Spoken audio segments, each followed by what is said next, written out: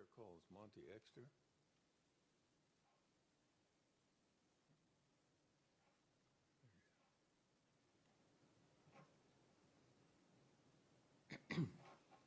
Thank you, Chairman, Committee.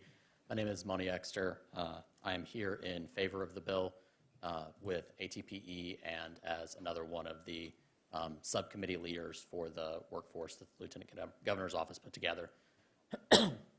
Primarily here today just to answer any questions if you might have as a resource witness. Tim covered most of what the workforce wanted to present. I did want to say that some of the work that my particular subcommittee did about Senate Bill 7. Streamlining the left, the Democrats, many in the media, some in this room maybe, across the state, across the country in the media, science, social studies, and ELAR have changed the word, sadly, practice of the legislature over the from years voter security to layer voter on suppression, code provisions around training on those requirements. or So we voter went through restriction, where as there I were read in maybe the 4 or Texas 5 Tribune. different provisions I all think addressing you're the here same today, subject. Cassie. We consolidated those. Senate into Bill two 7 is about provisions, voter security, which not ultimately about voter created a suppression. streamlining effect in And other I'm tired communities. of the lies We also had a and lot the nest of debates liars who continue to on repeat how them. we would deal with frequency, and I'm happy to. Nothing has changed in the election code regarding early voting. Nothing has changed. We have more early voting than New York or New Jersey, which proudly added 9 days yesterday. So they're up to 9. Or 8 states, including Delaware, the home state of the president, that do not have early voting. So if somehow we're accused of being racist because we want to suppress the vote of people of color, I guess New York and New Jersey and Delaware are even more racist.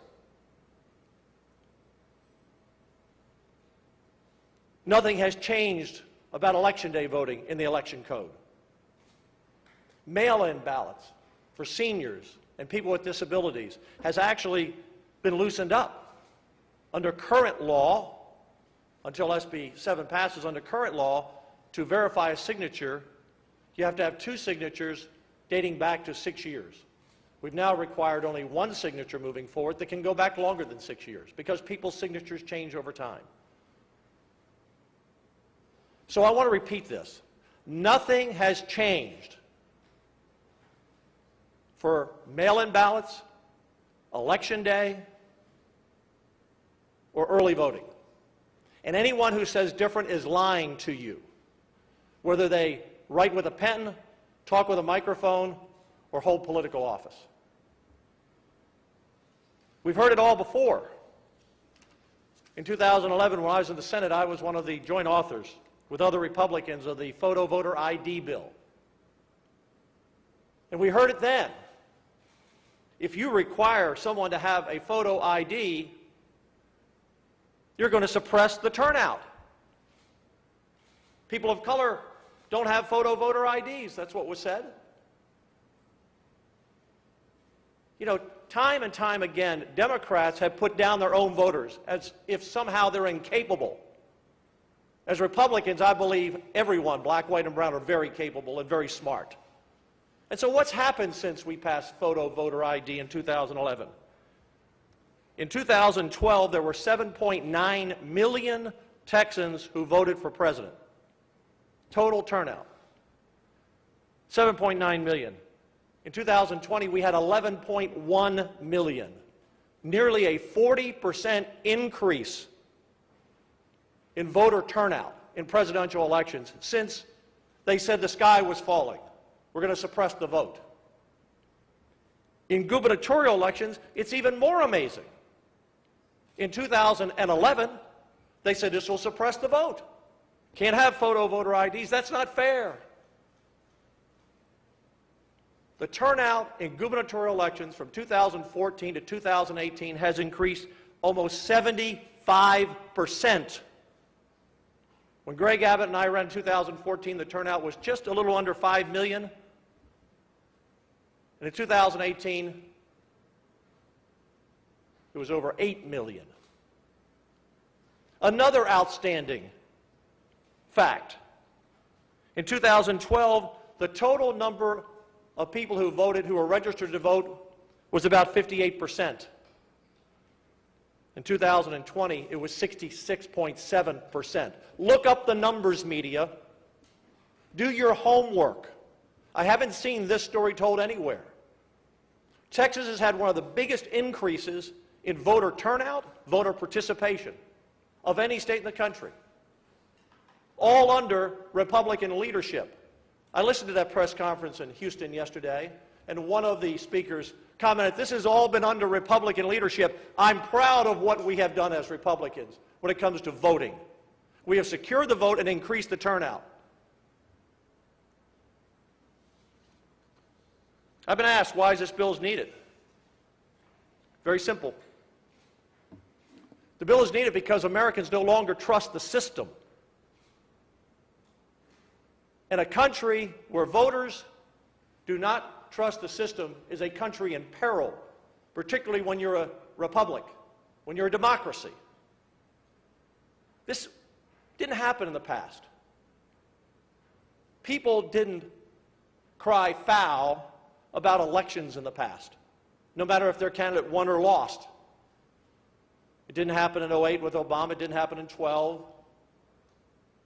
It didn't happen before that.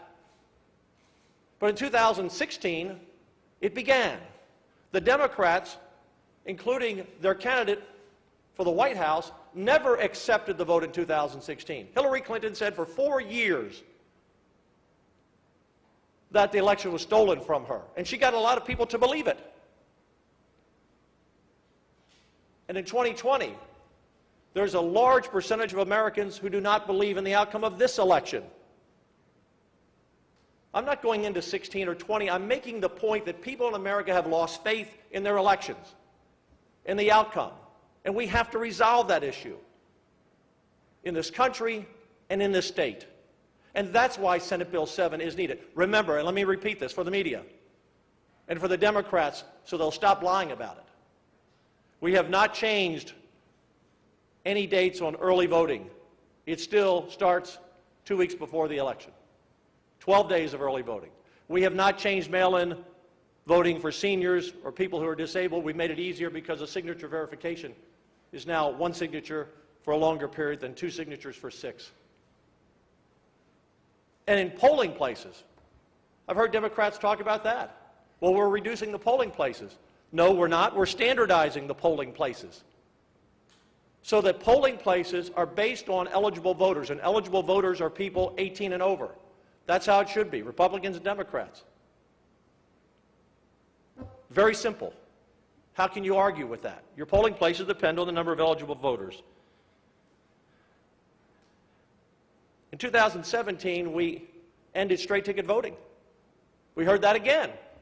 You're suppressing the vote. People of color won't go down ballot. It's unfair. What happened in 2020, the first election that we didn't have straight-ticket voting? And by the way, only, I think, 7 states still have it. What happened? Turnout set a record, and people went down ballot, Republicans and Democrats. In fact, this is very interesting. This is how smart the voters are, whether they're white, black, or brown. I believe in voters. There are 2 districts in the Valley that Donald Trump turned and won in the Valley. But the 2 representatives down there, the Democrats in the House, guess what? The people voted for Trump and they went down ballot and voted for the Democrats who represent them. In other words, they were able to distinguish in their mind the people they wanted to vote for. One was a Republican, one was a Democrat. And there were 2 districts in the Dallas area where voters did not vote for Donald Trump but went down ballot and voted for the 2 Republicans. Has the media reported that? No. Straight ticket voting, photo voter ID voting, Senate Bill 7, we've heard it all before. You're suppressing the vote. You're hurting people of color. I'll tell you how people of color are hurt. When Major League Baseball pulls the All-Star game out of Georgia, the city of Atlanta is 51% black. They moved it to Denver. Denver is 9% black. Major League Baseball just hurt people of color. And Colorado has basically the same voting laws as Georgia. I'm focused on Texas, but this is what happens when you get professional sports teams and corporate America involved in policy that they've never read and don't understand. American Airlines had the audacity to call our office and speak to my chief of staff last week and say, we just want you to know that this is not personal against the Lieutenant Governor or the Governor, but we're going to come out and oppose the bill, Senate Bill 7. And my chief of staff said, well, have you read the bill? And the government relations person said, no, I haven't read the bill. How about the CEO of American Airlines? Has he read the bill? Nope, he hasn't read the bill. So you're calling us to tell us this isn't personal against the Lieutenant Governor or the Governor or the 18 members who voted for the bill? But you haven't read the bill? And you're calling us out for suppressing the vote? Well, let me tell you what, Mr. American Airlines, I take it personally. You're questioning my integrity and the integrity of the Governor and the integrity of the 18 Republicans who voted for this. When you suggest that we're trying to suppress the vote, you are, in essence, between the lines, calling us racist, and that will not stand. That will not stand. You're right to your opinion, but at least read the bill. You're right to come and testify against it if you don't like it, but at least read the bill. But don't come out like American Airlines has and other companies and Major League Sports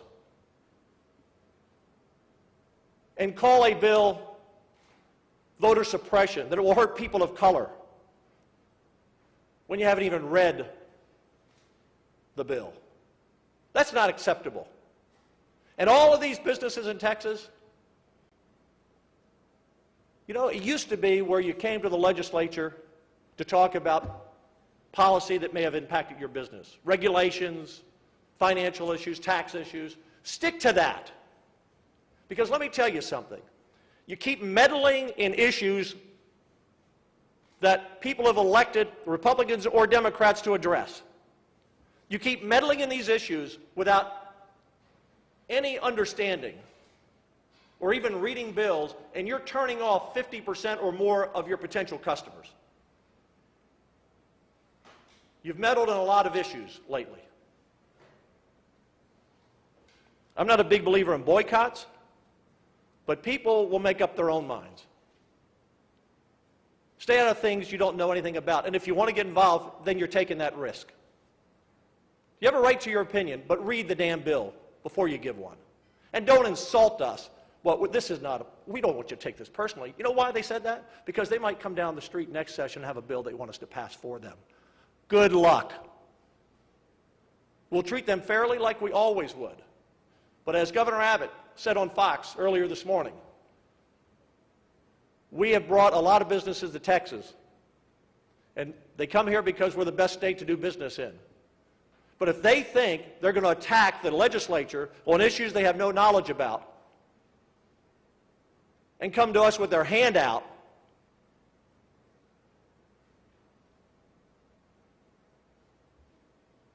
well, that's just not going to be the way we do business.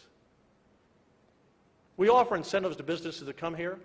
Many come here without them. But don't on one hand say thank you, Texas, and on the other hand slap us in the face. We're not going to put up with it anymore. I want to talk about racism. I've grown up in this country. I turned 71 this week. I grew up in the 60s. I saw it.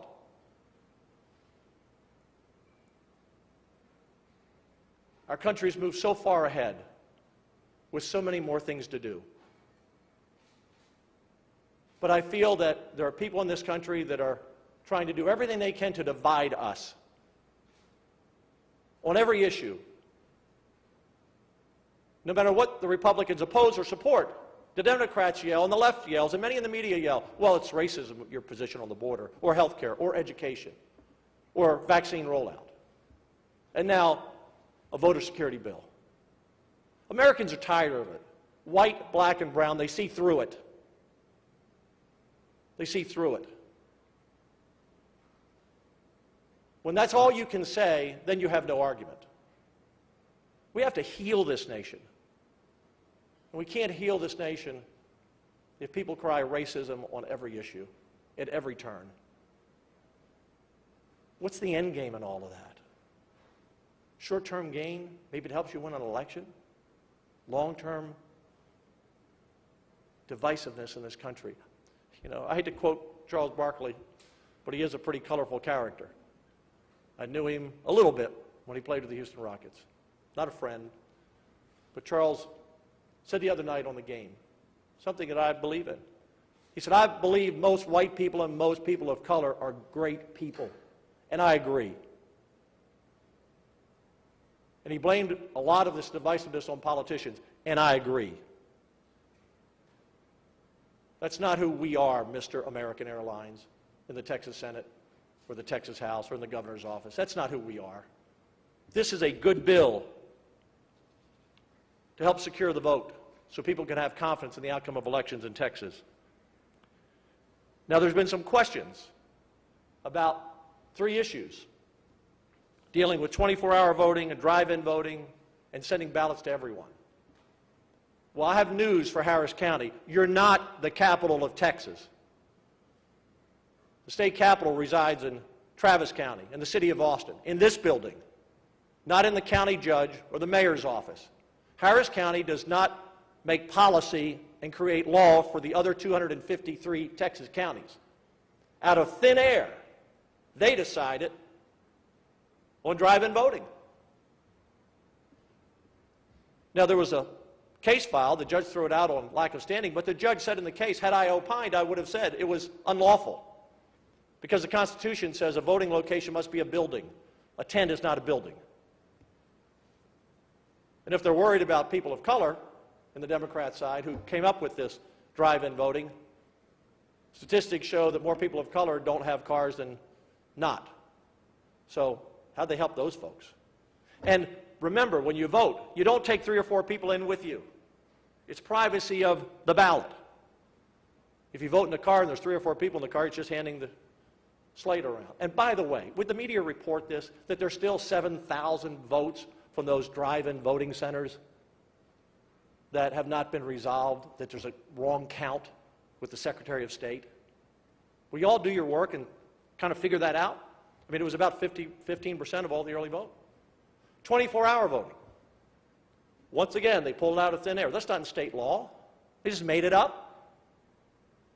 It's hard to secure, it's hard enough getting poll watchers for Democrat campaigners and Republican campaigners and volunteers to run all the election precincts and polling places as it is. Not that many people voted, and in Senate Bill 7, we actually expand voting till 9 p.m. The idea that we're cutting back on hours, another lie.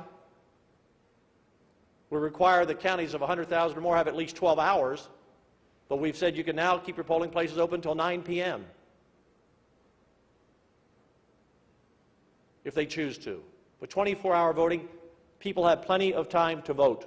Again, we're not repealing a law. It was something that Harris County made up on their own. And then there was this issue of sending ballots out to everyone. People say, well, Dan, why wouldn't you want to send a ballot to everyone out there?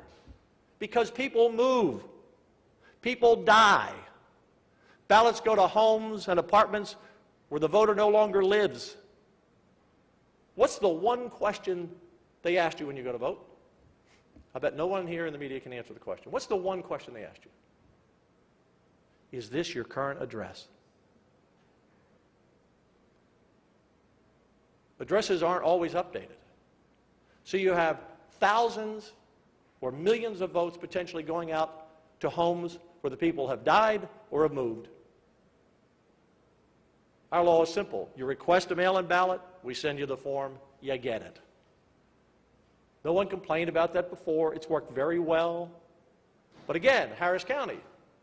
Thank God Harris County is not the capital of Texas, because all the other 253 counties would have been shut down like Harris County was to business. And Texas would be like California and New York if Harris County was in charge. And criminals would be running rampant on the street because in Harris County they can't keep people charged with serious crimes in jail. The judges just let them out.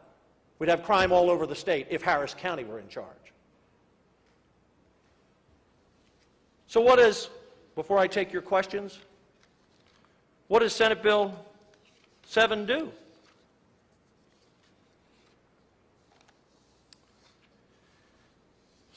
Senate Bill 7 requires a paper backup for every ballot. Mr. American Airlines, are you okay with that? I just want to check. Media okay with that? Paper ballots? Sound good? Consistent rules statewide will ensure Texas continues to be able to count our ballots on time. Mr. American Airlines, are you okay with that? Media, are you okay with that? I mean, we don't want to be Pennsylvania and Georgia and other states that took days and weeks to count their ballots. We had pretty much all ours counted by election night. We want to keep it that way. Both parties agree mail-in ballots are the ones susceptible to fraud. Here's a quote from a friend of mine, former Senator Jose Rodriguez, 2017. This is his quote. "I strongly believe we must address mail-in ballot fraud." That's Jose Rodriguez, 2017. Now, he didn't like the bill we passed, but he acknowledged mail-in ballot fraud is a problem. The other night in the debate, one of the senators, one of the Democrats on the floor said, "Senator Hughes, why do we need this bill? We have less ballot fraud than we used to have." Really? So how much did we used to have, Senator? How much did we used to have? How much do we have now? You said it's less. How much is less?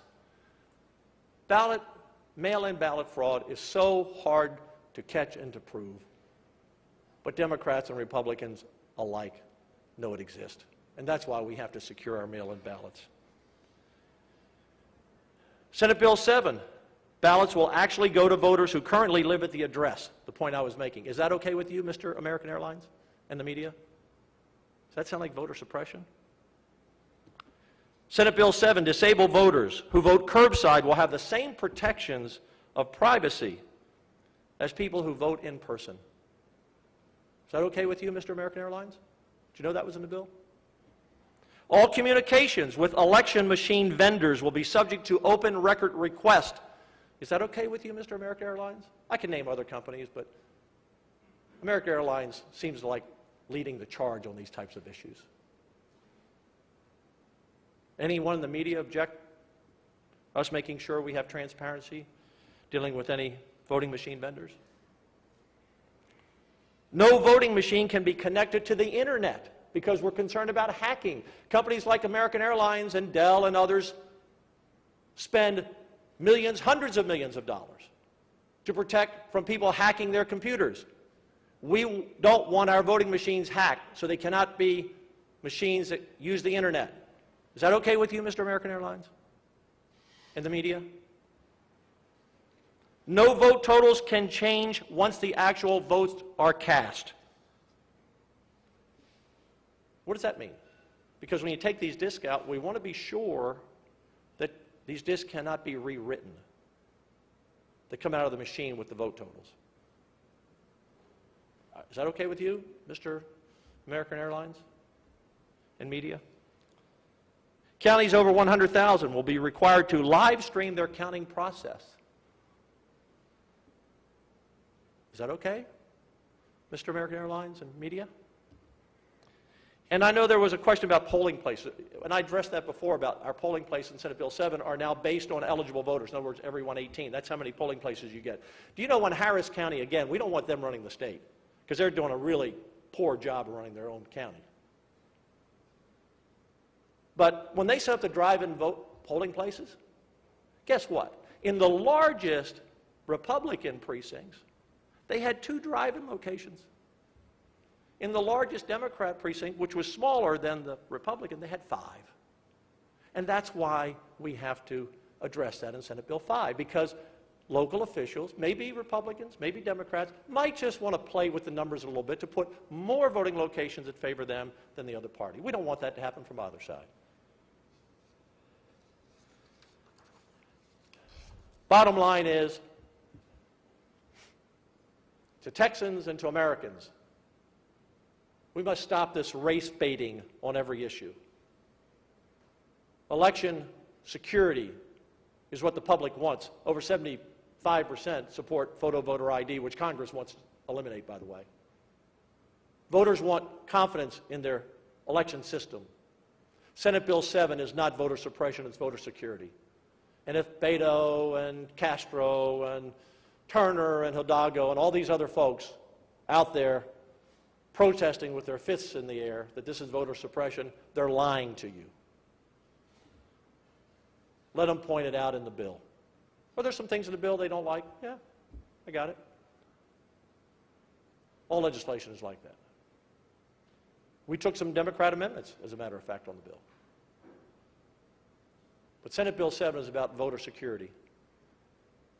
And all of us in America, all of us in office, all of us in the media, all of us in corporate America need to take a step back and think about what we say and what it means and how it affects our country and our state.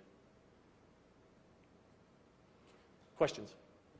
You mentioned the reason for SB 7 was a lack of faith in the election. However, could you argue that messaging like this has led to it? Like the Trump administration, official William Barr, has said that there was no evidence of widespread voter fraud. Former cybersecurity expert Chris Krebs said that this is the most secure election ever. Could you argue that this would be, maybe stoking that fire a little bit, that there is no faith in the election? As Senator Rodriguez said, I strongly believe, he didn't say I believe, he said I strongly believe in 2017. I strongly believe. Now, he didn't vote for the bill in 2017, but he said I strongly believe we must address mail-in ballot fraud. We need as close to zero tolerance as we can get on people casting ballots they shouldn't cast. I'm not talking about 2020. I'm not talking about 2016. Democrats and Republicans have different views on those elections. I'm talking about Texas. I'm talking about now. I'm talking about 2011 when everyone made the same argument. Why do you need voter ID? We don't have any voter fraud. You're going to suppress the vote. You heard my numbers. They increased dramatically. 76% gubernatorial, almost 40% for presidential. They said the same thing in 2017. We need a secure and safe voting system. Don't you want your bank to be secure? Do you want them to protect all of your money or just some of your money? Is it okay for someone to hack in and steal 10% of what you have or 5%? Or do you want all 100% of your money to be protected at your bank? That's how we should look at voting. Have other corporations reached out to you, or the NCAA or MLB? Have any of those groups reached out to you to express their opinions on it, like American Airlines has? No, not to my knowledge. American Airlines, I don't know who came up with the idea of let's call the Lieutenant Governor's office and tell him this isn't personal, and let him know, tell the governor it's not personal, but we're coming out against your bill. And then also telling us you haven't read it. I don't know who came up with that idea, but they ought to fire that guy. I can't think of anything really more offensive. A lot of these corporations in Texas give donations to Republicans or campaigns. They give donations. A lot of your big corporations give donations to Democrats and Republicans because they play both sides of the street because they want to be sure they're covered on who wins. So some of these groups might be giving you money. I couldn't care less who gives me money. And if this means some of my, and corporations can't give money, as you know. You cannot take corporate donations. I couldn't care less. What I care about is a secure election in Texas. I care about ending this constant, divisive talk about racism every day, everywhere, on every issue. What I care about is stopping professional sports teams and companies from getting involved in issues they know nothing about. Major League Baseball ought to be embarrassed. I don't know what the Georgia law is. I've read about it. Don't know if that's all true. I can't trust everything I read. But Major League Baseball and the players, the players union, and there are a lot of my people of color play Major League Baseball. I wonder how they feel that 50% of black people in Atlanta had the game taken from them to send it to Denver where only 9% of people are black. You think that helped anybody who's black or brown? This is what happens when the media doesn't give the facts. This is what happens when you let people lie. Anything I said here today, hold me to it. Everything I said today is true. Every fact I gave you is correct. And if I'm off a number and I misspoke, I'll correct it. But I'm confident of everything I told you today is correct. Yeah, I watched that press conference yesterday in Houston. They didn't talk about one thing in the bill. One or two things about one or two issues they didn't like, but on voter suppression they couldn't make the point because it doesn't exist in the bill. Any other questions? Yes. You said that you wouldn't Right. So do you think that these corporations should potentially lose some of their tax incentives they receive for moving to Texas? This is not a quid pro quo. We don't punish people because they disagree with this.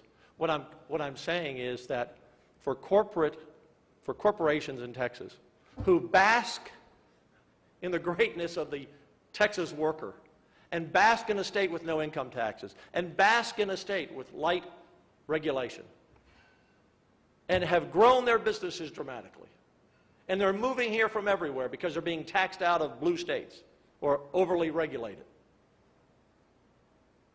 then you come here and you want to criticize us. I'm fine with the criticism. If the CEO of American Airlines wanted to call up and say, you know, Dan, I don't like this part about the bill. I'm sending someone down to testify against it. But when they call you and tell you, don't take this personally, but we're opposing the bill, and they list out the reasons which I think are borderline charges of racism from them, that's not acceptable. It's not going to stand, and I'm going to call them out for it, and so is Governor Abbott, and so are Republicans. We're not going to put up with this nonsense anymore. Corporate America does not run this country. I know big tech likes to think they do. The people of the country run the country. I got elected with somewhere 4 million voters, whatever it was last time. I represent 4 million voters. I don't represent the CEOs or the people on the board at these companies. They want to support me, great. If they want to support the Democrat, great. If they don't want to support anybody as individuals, I couldn't care less. You know, it's amazing to me. The Democrats used to be, they said, the party of the people. They become the party of big tech and big business. And they don't give a hoot about their voters. They don't give a hoot about the black and brown people that they represent, along with their white voters. They don't give a hoot. The Republicans, used to be accused of being the party of big business. We were never the party of big business. We're just smart on business. But we're now the party that represents the people in this state and in this country, white, black, and brown. Look at the results of the 2020 election in the Valley. Donald Trump turned, I believe it was 7 counties from in an area that's historically minority and historically Democratic. Because they looked at Donald Trump and said, that guy's looking out for me. They're worried about their jobs in the oil and gas industry that the Democrats have destroyed. They're worried about people pouring over the border and bringing crime to their cities and COVID to their cities. I've always been a grassroots person. That's how I got elected. You know, I didn't have any big companies or any lobbyists or anyone else supporting me when I ran in 2007, and few did in 2013 when I ran for lieutenant governor. I've done very well with Hispanic voters. I think in 2014, Greg Abbott and I set a record for receiving Hispanic support. I think it was around 50%, all time for a Republican. I value the individual. That's who I listen to. I'm not paying attention to the CEO of a company who says, I haven't read your bill, but I'm against it. Really?